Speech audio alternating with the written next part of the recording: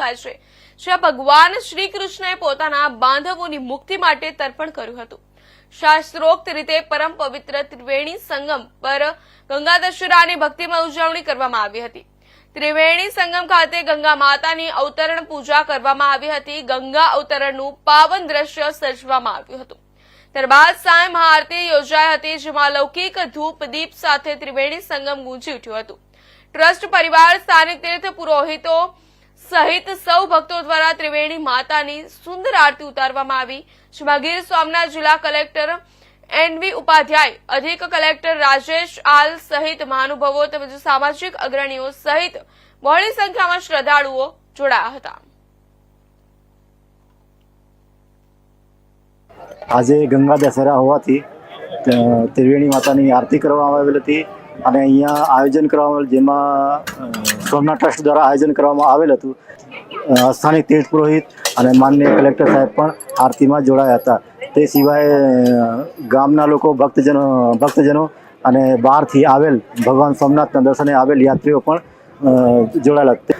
દર વર્ષે જ્યેષ્ઠ મહિનામાં શુક્લ પક્ષમાં દસમના દિવસે મા ગંગાના અવતરણના દિવસે ગંગા આરતી, જે અહીંયા ત્રિવેણી સંગમ છે, ત્યાં ત્રિવેણી સંગમ ખાતે ગંગા આરતીની આયોજન કરવામાં આવે છે, જેમાંથી સ્થાનિક લોકો, સોમનાથ મંદિર દર્શન આવેલ લોકો, લગભગ હજારો લોકો આ આરતીમાં અને પૂજા વિધિમાં ભાગ લેતા હોય છે। ગંગા દશેરા એટલે ગંગોત્સવ કહેવાય છે। જેઠ મહિનાની એકમથી દસમ સુધી આ વ્રત કરવામાં આવે છે। ભગીરથ રાજાએ અથાગ પ્રેરથી ગંગાજીના પૃથ્વી પર લેવા છે, અગાધ પ્રયત્નથી લેવા છે। ગંગાજી પૃથ્વી પર પ્રશ્ન કર્યો કે લોકો મને અપવિત્ર કરશે, શું કરશો?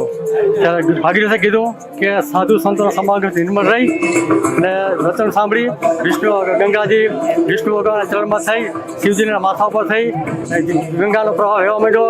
હરિદ્વાર, ગંગાજી, કાશી અલગ અલગ જગ્યાએ પ્રવાહ વેંડાયો। ગંગા દશેરા તરીકે આ પૂજન થાય છે અને જેઠ સુદ દસમને મંગળવાર હસ્ત નક્ષત્ર હોય ત્યારે આ ગંગામાં ઉતર્યા છે। જ્યાં જ્યાં ગંગાના પ્રવાહ ઉતરતા ગયા ત્યાં પૂજન થવામાં છે। સગર રાજાના પુત્રને સંજીવન કર્યા છે।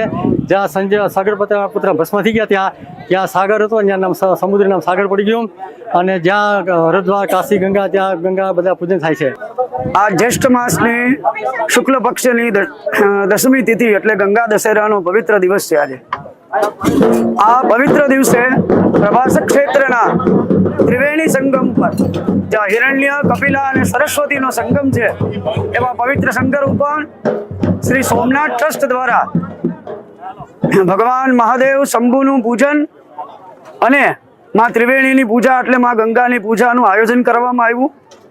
આ પૂજાની અંદર ભગવાનની અલગ અલગ દ્રવ્યો દ્વારા પૂજા અને અભિષેક કરવામાં આવ્યો, જેમાં પવિત્ર બાળાઓને બોલાવી એમાં ગંગાજળ અને એ ગંગાજળથી માં ગંગાના આદિ શંકરાચાર્ય વિરચિત છે ગંગાષ્ટક છે, એ ગંગાષ્ટકના શ્લોકોથી એ કુમારિકાઓના હાથે ભગવાન ઉપર અભિષેક